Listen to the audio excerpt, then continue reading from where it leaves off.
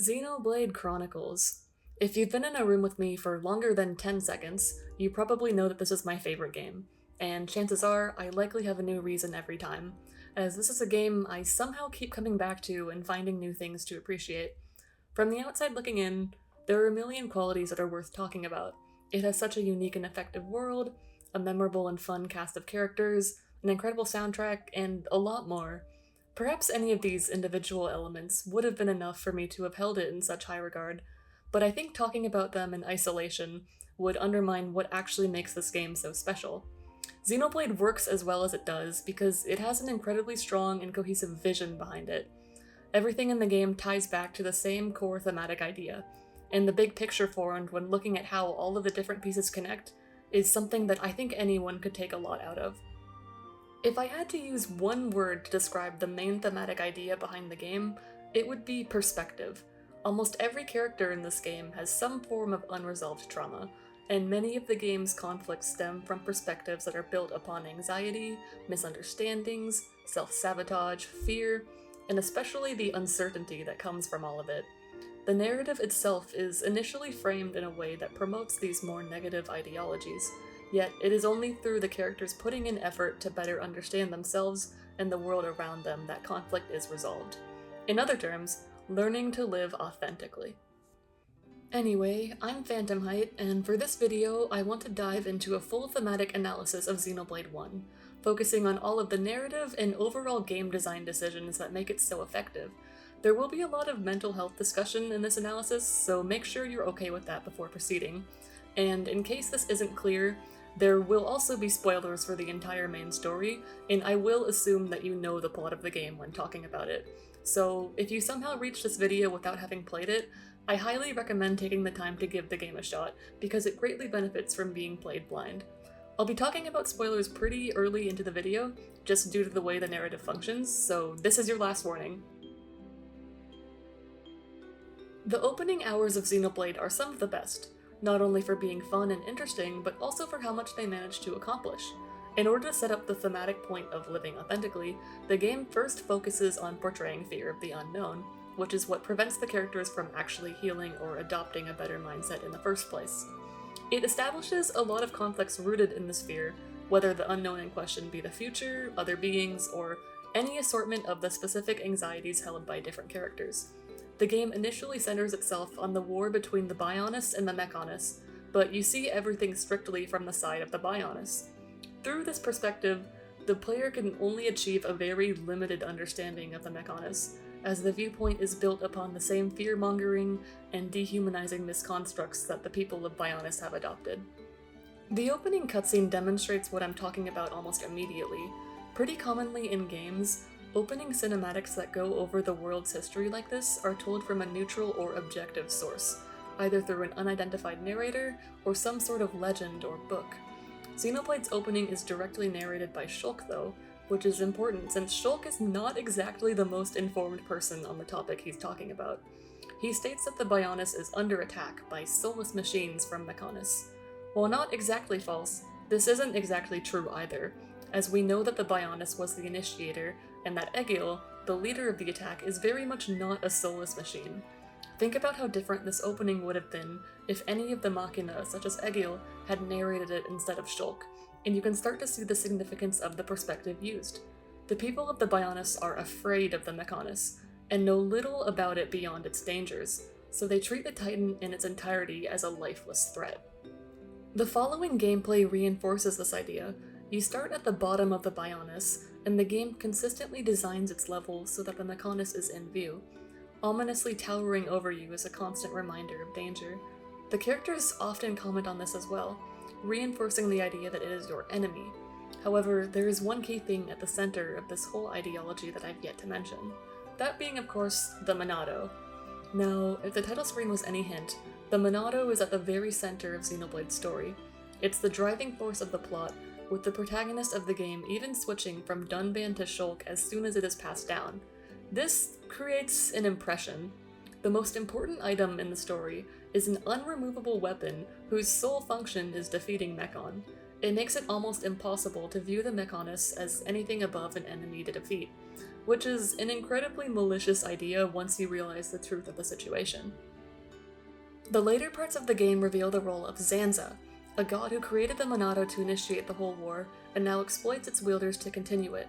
This development explains a lot of the intent behind the design of the first half of the game, as you can make the effort to view it through the lens of Zanza's goals. Zanza is imprisoned, and cannot make a direct appearance, having to instead rely on the Monado and its visions to ensure that things go his way. As a result, he prioritizes using the Monado's visions to manipulate Shulk's overall perspective.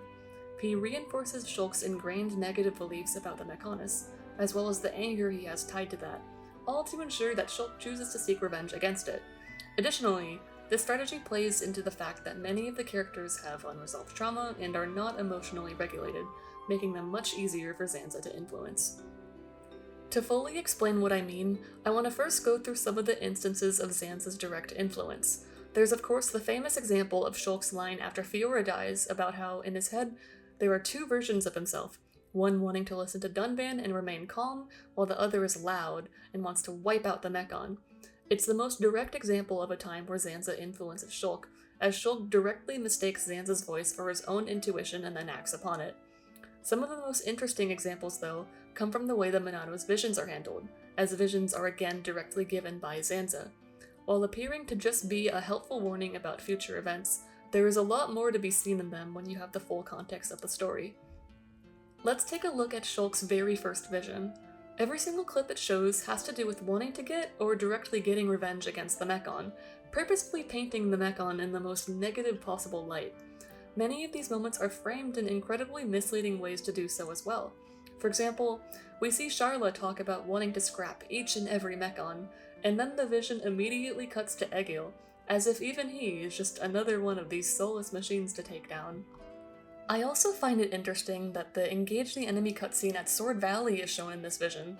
This is specifically a scene where Shulk decides to stop hunting the Mechon, stating that while he is still angry and he still does want revenge, he chooses against pursuing it since he understands that there is more to the situation and that real people are involved. However, Zanza takes this scene horrifically out of context in the vision, only leaving in the part where Shulk states that he still wants revenge.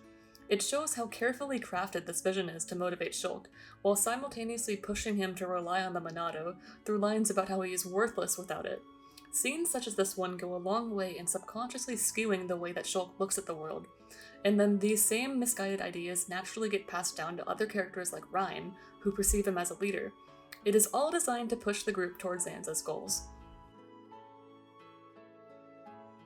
I've talked a lot about perspective in the context of perceiving specifically the Mechonis, but the Monado's impact goes far beyond just that, as visions fundamentally impact the way Shulk looks at his own life. In order for visions to actually serve their purpose, they have to be more than just a motivation to pursue Zanza's goals. They also have to ensure that nothing goes wrong in the process of doing so. There are some less emotionally taxing instances of this, such as the time the party plans to go to Sword Valley, just for a vision to convince them to seek out Prison Island and free Zanza first instead. But the overwhelming majority of visions just show the millions of ways that the main party might lose their lives before achieving their, or rather Zanza's, goals, in the hopes that the warning will lessen the chance of that actually happening. And naturally, this has a major psychological effect. The irony of these danger visions is that they are not actually showing the future. I mean, they are, but the entire purpose of them is to make sure that whatever is shown in them doesn't happen. As soon as Shulk knows not to behave the same way he did in a bad vision, he is back to square one of having absolutely no idea what's going to happen. The only difference is now he's fixated on the worst case scenario and all of the terrible possibilities. It changes the way Shulk looks at his life as he becomes so overwhelmingly anxious about the future and all of the terrible possibilities that he fails to live in the moment and often ends up dissociating. This happens a lot, but the Aethermind's arc has one of the most explicit examples. After getting a vision, Shulk begins lagging behind the group and tuning out at discussions, so anxious about failure that he doesn't communicate with others or take the steps that would be necessary to succeed. He isn't really seeing the people in front of him. He just thinks that he already knows how everyone is going to act, and therefore puts all of the pressure on himself to save the situation. It creates this sort of unconscious self-sabotaging, where he spends so much time worrying about the worst case scenario that he gets paralyzed and ends up making it more likely to happen. It forces him to rely on the Monado to save him, often only getting by if a new art appears at the perfect time, which is exactly what Zanza wants. In a heart-to-heart called Strength of Heart, he even directly states that he feels like all he ever achieves is waiting for everyone to save him. It's a realistic depiction of the anxiety that comes with living in the future, and it's one that the game builds its systems around. Getting a vision in combat can be a very mixed experience. The game will warn you of an imminent attack that will likely defeat one of your party members, and give you a limited amount of time to prevent it from happening. So you might think, okay, simple, I'll just use a Monado art or change the aggro and everything will be good, right? Wrong. The interesting thing about visions in combat is that they don't just go away when you fix them. They can keep changing, and it's very possible for them to get worse. Let's say, for example, you're using a party of Shulk, Rein, and Dunban, and get a vision that Dunban is about to be knocked out. You then decide to cast Monado Speed on Dunban, so he dodges the attack and everything seems fine. Then suddenly, Rein takes aggro at the last second and the attack hits him instead. You've now completely wasted your resources, just to still end up losing a party member, and there are hundreds of possible situations like this. Now, my point isn't to say that visions are too difficult to deal with. There's always a viable solution and you can usually get by. But there is also an intentional element of uncertainty that keeps the door open for negative possibilities, which ties back to the narrative portrayal of visions. One of the more controversial parts of this discussion is Visions of the Future, the song that plays when you change a vision. For the longest time, I hated this song, which is an opinion I'm sure you've heard a million times. This isn't because the song is necessarily badly made, it's more so because it interrupts other music and has an anxious, negative tone. You might be in the middle of a fight with an exciting song like You Will Know Our Names playing, just for a vision to appear, and now the entire rest of the encounter is stuck with visions of the future, making you feel like you are losing. It can almost make you not want to get visions at all, and I find this really interesting, because this is not something that happens by accident. Music is one of the easiest ways to immediately establish a mood, and the song that is emotionally tied to visions, despite visions being the central mechanic of the game, is explicitly made to be stressful and draining, as opposed to exciting. It ties together everything about Shulk's anxiety towards visions and the terrible impact that they have. I've been talking a lot about Shulk's side of things. Take a moment to think about everything I've said about living in the future and the negative effects of it, and then imagine what the exact opposite problem would be. The result you get is the storyline of the Mechonis and Egil. Egil already works as a pretty direct character foil to Shulk. They share the same setup of losing their home to the opposing Titan, and then leading the charge to retaliate. The difference, though, comes from what aspect of that trauma motivates them. While Shulk is focused on the future, and the active anxiety that it could all happen again, Egil is focused on the past, and a permanent sense of depression and loss.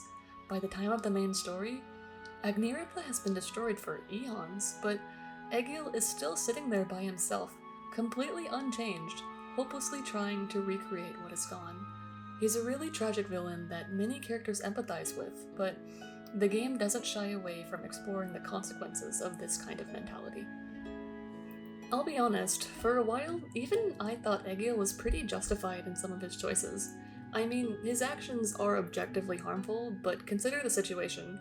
His plan to deplete the Bionis energy supply would have realistically been the only way to permanently defeat Zanza, as something like the Monado 3 didn't exist at the time. Even if his plan cost the Bionis a lot, wouldn't that still be better than Zanza coming back and just destroying everything again? Plus, look at what happened at Mechonis Core. Wasn't Egil right to be worried from the start? I would have told you yes before, but in reality, it's only because of Egil that Zanza was able to come back to begin with. If Egil had never sent the Mechon to the Bionis, no one would have cared about getting or using the Monado ever again. If Egil had never trapped Homs within the face units, Zanza never would have been able to convince Shulk to free him at Prison Island, as there would be no need to upgrade the Monado. If Egil had simply moved on with his life, Zanza would have stayed trapped until awareness of him completely faded. However, the more Egil obsessed over Zanza, the more Zanza could use that against him. Not learning or moving on from the past doomed Egil to allow it to repeat itself.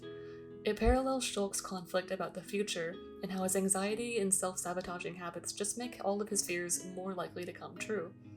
Both characters have unhealthy mindsets that just make the exact situations they are fighting to avoid more likely to happen. While Shulk and Egil share a more direct parallel, the same core idea behind them extends to the rest of the playable characters as well. Every character has a conflict that is often more psychological than physical, rooted again in some form of unhealthy mentality that they need to grow or heal from.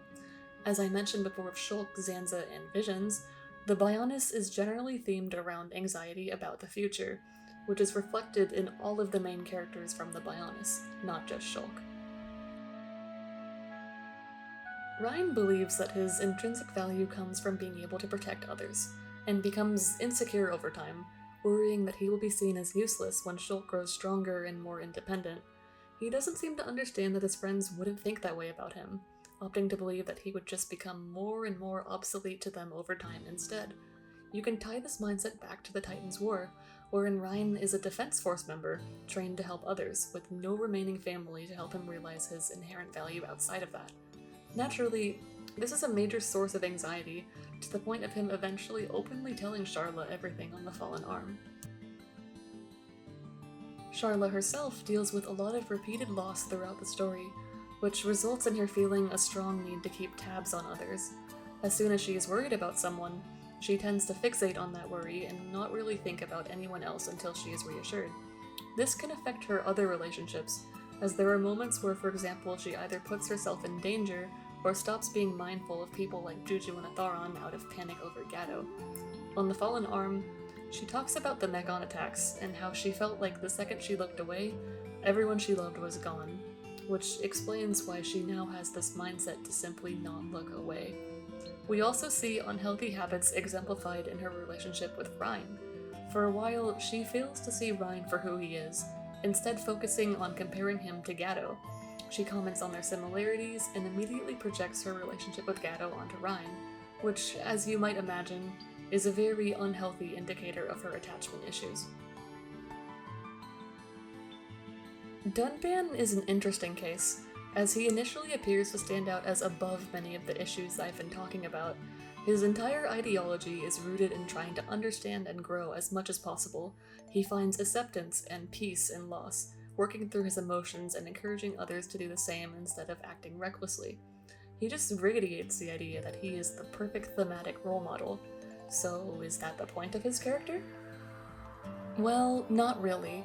Dunban is equally flawed as the others. His issue is just more subconscious. Basically, Dunban has full faith in his ability to get through anything on his own, and tends to logic his way out of his emotions.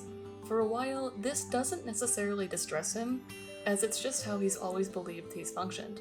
The thing is, this was never true, and we get a lot more insight into his mindset by examining his relationship with Fiora. Fiora mentions that Dunban actually does cry a lot, but she's the only one that he lets know about that. You might notice that in general, both Dunban and Fiora tend to open up to each other fairly easily, even though they are closed off around other characters. This gives Fiora a much more prevalent role in Dunban's emotional state than you might expect, as she is the only character who really understands his authentic self and his flaws. When he loses her, he has no source of emotional support left and has to keep all of his feelings to himself, while also having to portray himself as a perfect mentor and role model to the rest of the cast the whole time. It's a lot of pressure, and I think that is why Dunban is the one major party member who experiences a lot of backward character development. What I mean by this is that for a while, Dunban gets worse as opposed to better over time. By Sword Valley, he and Shulk have completely swapped roles. While Shulk slowly grows and adopts Dunban's initial mindset of growth and understanding, Dunban regresses and adopts Shulk's initial vengeance and hatred. He might logically understand the importance of his former views, but his character shows the difference between personally committing to them by showing vulnerability versus just applying the mindset to other people and situations in his life. It's ironic. He tries to understand everyone, but doesn't let anyone understand him, so everything falls apart as soon as the one person who actually did understand him is gone. Dunban being a sort of surface-level role model who ends up regressing as Shulk grows is further reflected in him also being a fake-out protagonist before that role was also passed on to Shulk. Melia is another character to have a more internalized unhealthy mindset, but she is the first to have it constantly reinforced by an entire environment of people who think the same way. She sees herself as illegitimate and unfit to become Empress due to being half Homs, which is an ideology shared by a huge portion of the Hyentia. On top of giving her anxiety about becoming the next ruler, growing up in this environment also leads her to believe that, because she was born mixed race, her family doesn't actually love her. She ends up completely incapable of being authentic, having to wear a crown and a mask to hide herself in public, while also being forced to act perfect at all times around others. It reinforces the same thematic ideas as the game's biased portrayal of the Mechonis, but on a much more personal scale, as the Hyentia are content to fear and doubt Melia for being different, even when she is right in front of them and they've made no attempt to understand her. Melia also faces a lot of losses throughout the story, and she is negatively influenced into coping in unhealthy ways. In Magna Forest, she loses her companions and is deeply hurt by it, deciding to return home, apologize to their families, and make peace with it. That is, she was planning to do that, before Shulk projected his feelings onto her, telling her that he understands her not yet existent desire for revenge, and insisting that he won't let another person experience what he did. Prison Island enforces his influence on her again, where she's conflicted until Shulk starts talking about how she'll have time to think about her people later, and she should first and foremost be focused on vengeance against Mechonis. It pushes her away from healing and onto actively harmful distractions, even if Shulk did not have malicious intent. With Fiora, there's quite a lot to unpack. She has an enduring personality change following her passing at the beginning of the game. Back in Colony 9, she was a lot more straightforward. We see her get upset and confront Shulk for not being worried about her when she thought she was in danger. We can infer from that she valued emotional support and attention, and she might worry someone doesn't care enough about her when these things are not expressed properly. This mindset also explains why she wanted to play the hero during the Mechon attack, which is something she mentions heavily regretting in a heart-to-heart later on. That regret impacts the rest of her ideology shift, as Fiora starts to completely push others away and keep things to herself. While she had previously gotten upset at people for not worrying about her enough, she now starts to actively withhold information about herself so that others won't worry to begin with. This decision ties back to her Mechon body, which she is extremely self-conscious about. We see her being afraid of being perceived differently and worrying that people will just pity her or not want her around anymore, which is a much more extreme and realized version of her previous implied insecurity about people not caring about her. Her immediate instinct has again become to isolate and keep things to herself, but she also can't really afford to do that because she doesn't have much time left anymore. Her body puts her in a situation where she simultaneously feels disconnected from others and pressured to connect with them while she still has time remaining, both of which prevent her from being able to heal or be herself. That just leaves us with Ricky, who is a very special case here. In isolation, there wouldn't be much of a point to him, but the reason I find him so interesting comes from looking at him in tandem with the rest of the game. Let's take a step back and consider the world of Xenoblade. The Bionis and the Mechonis both face each other, with almost every major city being on the front of their respective Titan. Whether you're from Colony 9, Colony 6, Alchemoth, the Hidden Machina Village, or Agniratha, you're constantly in sight of the other Titan and therefore subjected to the cycle of war. The exception to this rule, though, would be Frontier Village, which is completely separated from all of the world's conflicts, being on the back of the Bionis. As a result, Ricky is the one character who's grown up largely free of external fear and turmoil. He's not without his own problems to deal with, but there aren't any issues crazy enough for him to have developed trauma or any harmful habits like the rest of the cast. As a result, he ends up naturally taking the mentor and emotional support role you would have expected from Dunban, just without any strings attached. There are so many scenes in both the main story and in Heart to Hearts where he demonstrates a surprising degree of wisdom and manages to help the rest of the cast manage their feelings better. Ricky's also the first main character to not have a negative view of the Mechon, or really on anyone at all, as he also loves both the Homs and the Hyentia equally. The fact that his character is possible at all is important for establishing just how bad Zanza and the Monato's influence is, as he provides a comparison point to directly see the peace found in places not impacted by it. With the game having spent so much time setting up all of these different negative ways the characters view the world, it needed to take a great deal of steps to even begin to shatter them.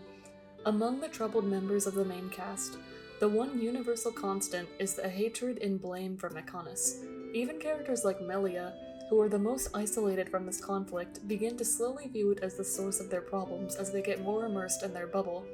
Finding a way to break that illusion is how the game opens the door for the characters to change their views, though it's a complicated process. The first thing that happens upon reaching the Mechonis is that the full party falls all the way down from Galahad Fortress to the Fallen Arm. While inconvenient, this setup works to make Mechonis feel more subconsciously familiar, as it directly parallels the progression of the Bionis. With both halves of the story, you start with a fight at Sword Valley before arriving at a peacefully tucked away village at the bottom of the world before ascending. I'd also go as far as to say that Fallen Arm and Colony 9 are the most similar areas to each other in the game, as they each have a central town above water and are surrounded by relatively tranquil beaches and grassy plains.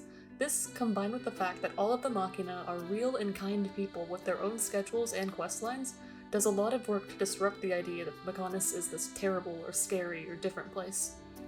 I know a lot of people aren't super big on the Mechonis climb part of the game, but I genuinely really appreciate it. After everything that the Fallen Arm arc set up in terms of familiarizing you with the Mechonis and calling into question whether the revenge plot is actually worth it, it allows you the space to actually ponder. You see everything from the side of the Mechonis, and get all of these different views of the Bionis as you slowly make your way up. There isn't a lot going on, but I think that adds more than it takes away. While the Bionis had all of these people and active stressors everywhere to create tons of different storylines, there really isn't anything left on the Mechonis to provide that. It's a ghost town world that helps contextualize why Egil remains so caught up in the past. You also start to see more scenes where the characters open up and talk to each other more, as it's the first time where they have the breathing room to properly think about what they're doing and how they feel about it, as opposed to just rushing to the next trouble point. It's proven that stuff like hiking or similar monotonous activities are important for emotional processing, and this was definitely a point in the story where that was necessary. You also may naturally start to set an expectation as to what the Mechonis capital will be like. It's mentioned that there isn't much left of it, but it's still before the point in the story where you're aware of the Mechonis being a victim in the war. After all, the hidden Machina village was lively, safe, and quite similar to Colony 9, plus Alchemoth, the Bionis equivalent of Agnirtha, is one of the most regal, beautiful, and safe places in the entire game. It sets a subconscious expectation that results in a much more jarring moment when you actually step foot into Agnirtha and see its collapse firsthand. Agnirtha shatters so many past conceptions. The amount of storytelling done purely through the area design here itself is one of the strongest parts of the entire game in my opinion. It is the only town in all of Xenoblade to not have a single resident. It's overrun with enemies, actively both dangerous and confusing to navigate, which the game plays with by throwing a bunch of objectives all over the place.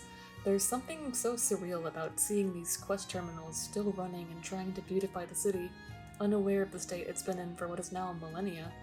The city is the polar opposite of Alchemoth in every way, and the cutscenes you see in the data center create even more parallels to Bionis.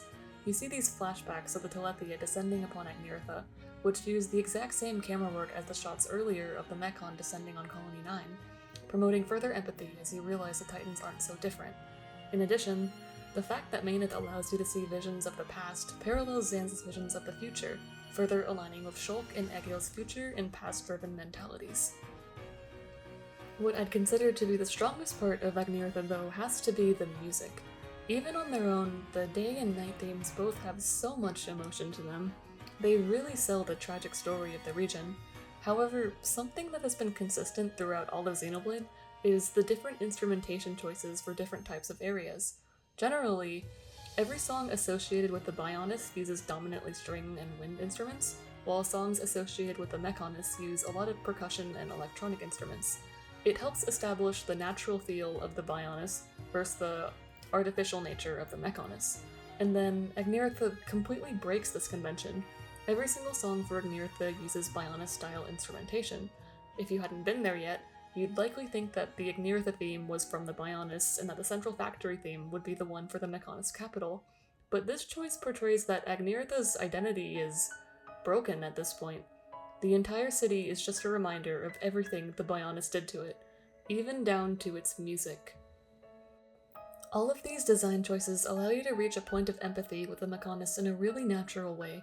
It shakes the foundation of everything the early game taught you to believe, as this opposing faction that appeared lifeless and malicious is actually human and going through the exact same thing as your side, if not worse.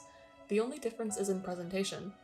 This eventually culminates at Mechonis' core, where Shulk and Egil put their differences aside.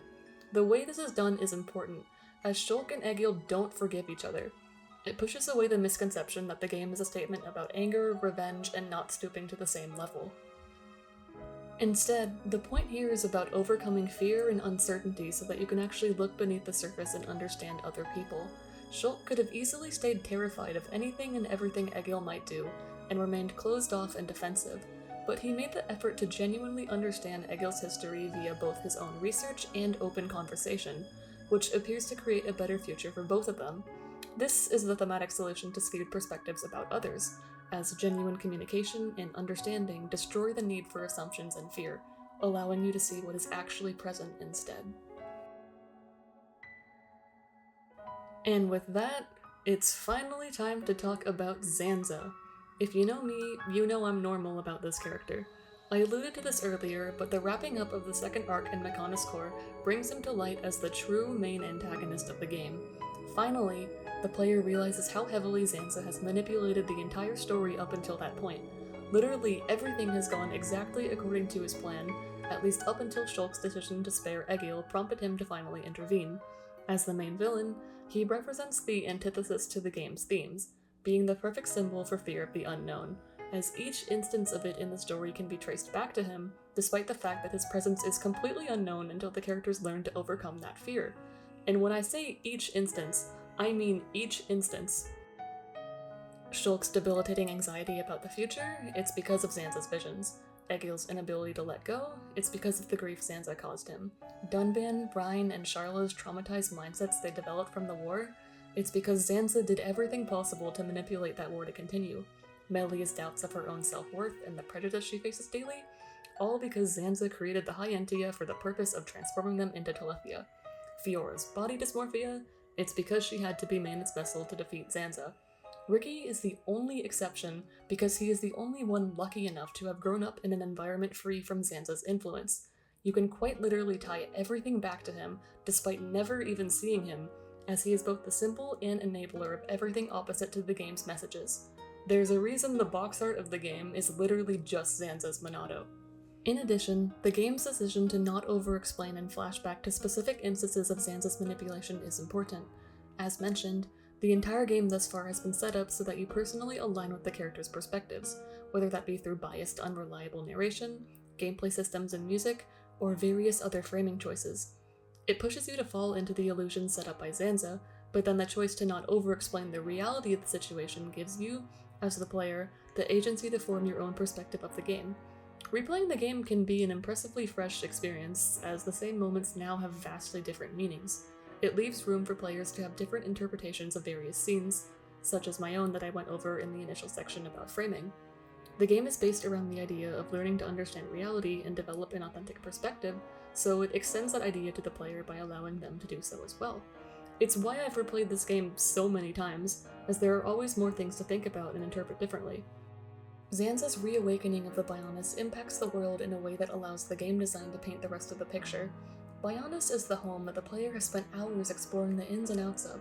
The characters know it better than anyone, but now those same areas are dangerous and unfamiliar.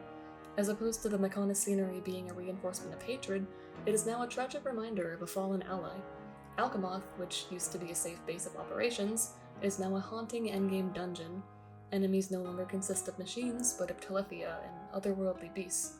Even the early game areas open up more dangerous new layers. Put simply, the familiar becomes the unfamiliar, and vice versa.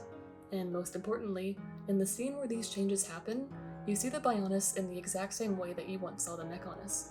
It looms over you, and even at a glance, it's impossible not to realize how much of a threat its very existence is to you now. You are literally living in the exact perspective that the people of Mechonis once did, a reversal from the beginning of the game. The Bionis has succeeded the Mechonis' role as the new icon of the unknown, because you can now see Zanza himself instead of just what Zanza wants you to see. The world's changes, while already significant on a gameplay level, are extremely important to the thesis of the game.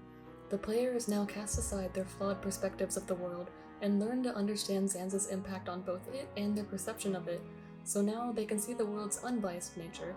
Zanza was driven into fear by the limitations of his abilities, so naturally, the world he created ended up being a reflection of that fear. It led to eons of prejudice, pain, hatred, and misunderstandings, and in its most raw form, it is a dangerous place, refusing to permit the life of anything other than Zanza and the Monado itself. While Zanza represents fear of the unknown, the playable characters demonstrate a message about overcoming said fears. The duality between them allows me to paint a more clear explanation of what the game is actually about, as we were first able to see what the game portrayed as bad, and now we can see how it believes those issues can and should be fixed. As many of the character conflicts are rooted in trauma and unhealthy perspectives, you'll notice that it is usually through accepting the unwanted parts of themselves and learning a more authentic approach to life that a solution is reached.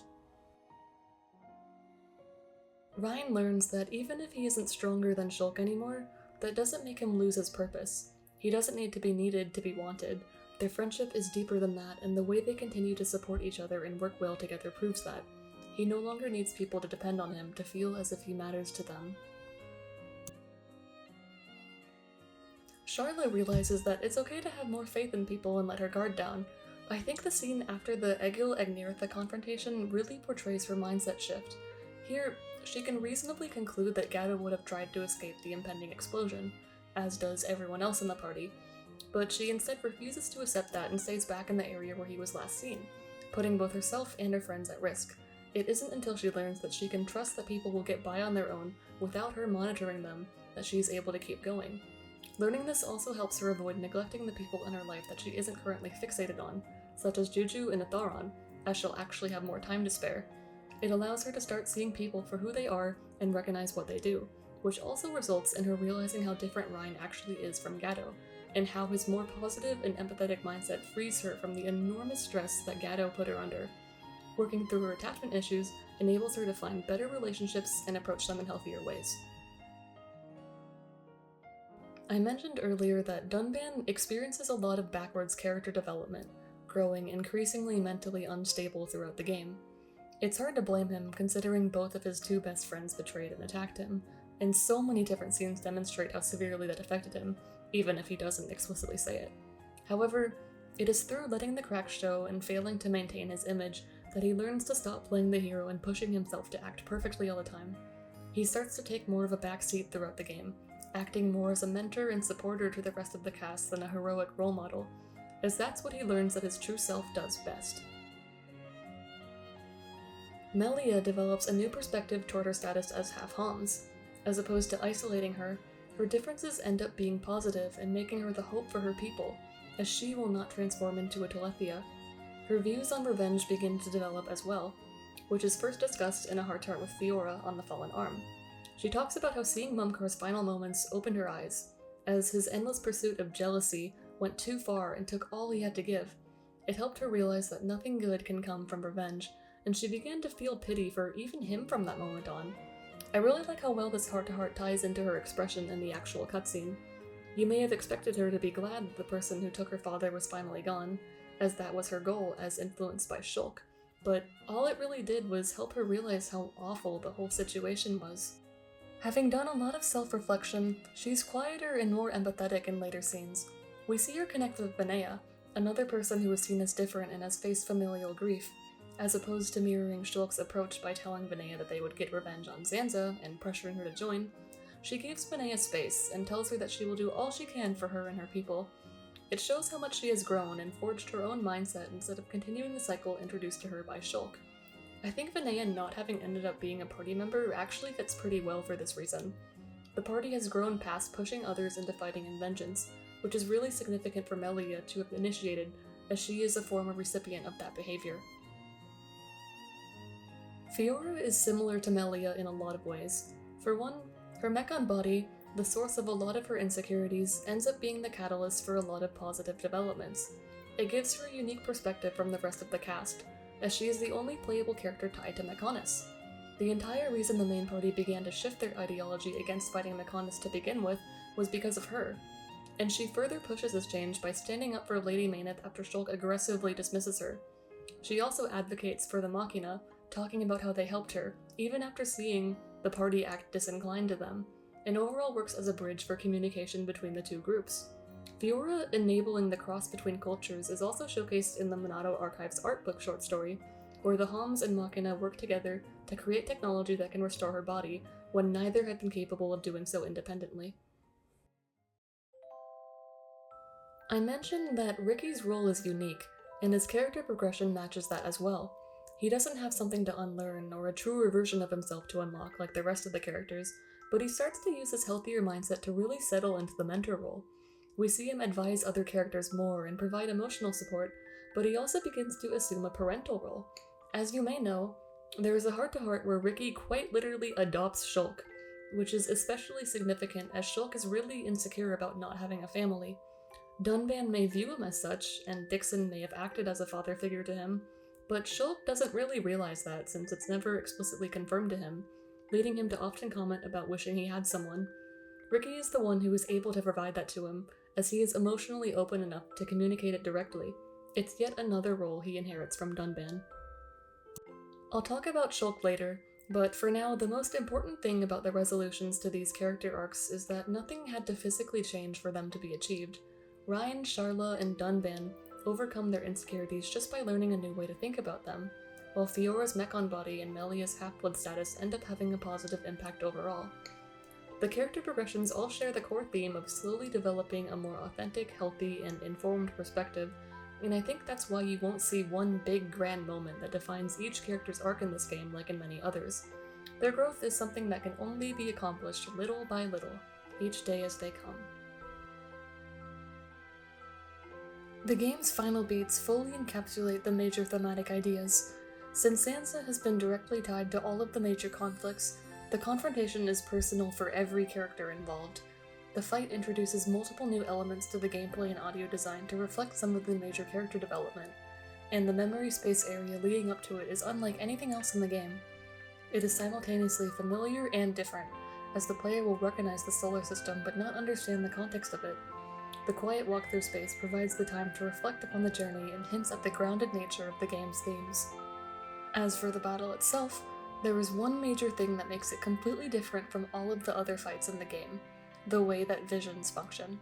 For one, visions are completely optional. As opposed to being flashbanged by sudden tragedies, Shulk has agency over them and will only see the future if he concentrates, as shown by QuickTime events. As Shulk himself states, what's important isn't whether he can see the future or not, but the will to make a choice. Coming from someone who had been too anxious to ever do so in the past, this line is a very significant one. That brings me into my next point, which is that it is the only boss fight in the entire game that visions of the future will not play in. No matter how many times you change the future, the song will stay the same, and you get a cool new voice line from Shulk instead. I would like to mention that this is an actual game design choice, as Xenoblade 3 still allowed the final phase of its final boss music to be interrupted for its own narrative purposes, and even major encounters in Xenoblade 1, such as the fake final boss fight against Egil, don't work this way. The decision to get rid of visions of the future in this encounter, and only this encounter, reflects Shulk's overall perspective shift, which makes sense considering the song is directly tied to his emotional state. Throughout so much of the game, his anxiety paralyzed him, and I think the otherwise subpar implementation of visions into the battle system demonstrates it. At least for me, there were so many times throughout the game where I would not want to change the future, or would at least wait until the last moment to do so because of the music, which I mentioned being designed to mirror Shulk's avoidant behavior. Zanza's fight is the exception though, as it's the one fight where seeing the future is designed to be purely exciting. After so long, Shulk is finally free. Following Zanza's defeat, we learn a lot of new information from Alvis. Specifically, the discussion centers around the nature of divinity, as well as Zanza's motivations, both of which are crucial to the overall thematic framework. As stated by the Arbiter of the Universe, Zanza's true motivation behind everything he ever did was loneliness. It was a longing for friendship. Such a statement might feel ridiculously tacked on to humanize him, but it makes a lot of sense if you explore both his history and his relationship with divinity. In prior flashbacks that cover the initial state of the world, the Mechonis and the Bionis were shown hand in hand. Citizens of both titans could easily cross over and form relationships, and there was an overall air of peace and tranquility. It is important to acknowledge that this kind of harmony is a two-way street, as it is impossible for it to have occurred if Zanza had not actively participated in it. So, what could have caused such a massive shift in his ideology? The answer is his divinity. Alvis mentions that gods cannot exist forever as mere souls. They need to possess a physical host and have their people return to them, or else they will eventually fade away. Therefore, the pre-existing peace would have slowly depleted Zanza's life force. He couldn't go around possessing people if he wanted to be friends with them, and each person who sought a life on the Mechonis or beyond would be one less person returned to the Bionis, meaning that evolution fundamentally drains divinity in this world. This is also the purpose of the cycle of destruction and recreation, as if you continue to destroy and recreate the world, there's only so far it can evolve before all of that progress is reset. Mechonis was okay with leaving the future up to her people, as foregoing her divinity still allowed her to live a full and human life. Zanza was not. Zanza often states that a god should not long for friendship, which is refuted by the party. However, this statement holds a lot of truth in the context of this world, and I want to establish what exactly godhood is in Xenoblade to explain why. First, there is the fact that continued divinity in this game requires the god to use its people, as exemplified by the need for food and vessels. There is one more factor though, which is the need to exist outside the passage of fate. Put simply, if a person is already aware of everything that will happen, they are no longer a part of those events. They exist outside them and can therefore begin to influence and control them. This phenomenon is why Shulk becomes a god. His visions allow him to see and therefore control fate, which is an ability fundamentally tied to the divine. Both of these conditions allow Xenoblade's godhood to be seen as an allegory for absolute control. It enables one being to escape uncertainty and vulnerability by taking away free will from others. Mechonis was able to forge friendships because she was not acting in accordance with these principles, and she had to actively give up her immortality to do so. Meanwhile, the refusal to follow suit is what made Zanza turn out the way he did. So, all of this to say, when Shulk comes to his final conclusion to wish for a world with no gods, there is a lot more meaning to this statement than his literal words. He is saying that he wishes for a world where instead of seeking control, people can accept the ups and downs of living in the moment, being vulnerable, forging meaningful connections, and overall leading authentic lives. In one of the final lines of the game, Shulk states, "I don't know what the future holds, but that means I can imagine the possibilities." This line is one where, had it been said at the beginning of the game, it would have been negative. His imagination would have been filled with anxiety and sudden tragedies. However, a simple change in perspective has enabled it to become something exciting and beautiful. The world is an endless sea of possibilities, and the characters are no longer caught up in either the past nor the future. They are simply taking things one day at a time. There is uncertainty that comes from doing so, but that doesn't have to be a problem when you can find value in the little things. Little by little, each day as it comes, that's how we should live. That's our world. To everyone who made it to the end, I'm extremely grateful for the support. This has been one of my absolute biggest projects. I really hope that you enjoyed it, and please pretend not to notice the time gap between this and my last video.